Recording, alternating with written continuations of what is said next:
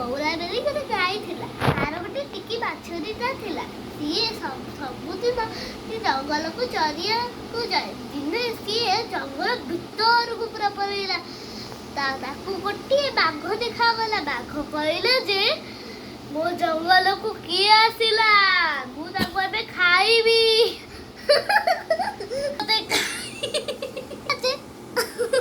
ଛୁଆଟି ଅଛି, ମୁଁ ତାକୁ ଫାଷ୍ଟ ଦୁଧ ପିଆଇ ଦେଇକି ଆସେ, ତାପରେ ତୁମେ ମତେ ଖାଇବ। ବାଘ କହିଲେ ଯେ ସତରେ ଆସିବୁ? ବଉଳା କହିଲା ଯେ ହଁ ଆସିବି। ସତ କହୁଛୁ? ହଁ ସତ କହୁଛି।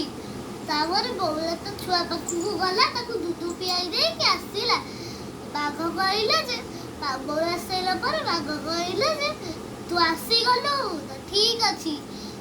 ମୁଁ ଦେଖୁଥିଲି ଯେ ତୁ ସତ କହିବୁ ନା ମିଛ କହିବୁ। ଦେଖିଲା ବେଳକୁ ତୁ ସତ କହିବୁ। ତୁ ଯା, ଆଉ କେବେ ଜଙ୍ଗଲକୁ ଆସିବୁ, ନହେଲେ ମୁଁ ତତେ ଖାଇଯିବି।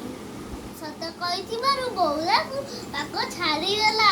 ଆମେ ସବୁବେଳେ ସତ କହିବା କଥା, କେବେ ବି ମିଛ କହିବା କଥା ନୁହେଁ।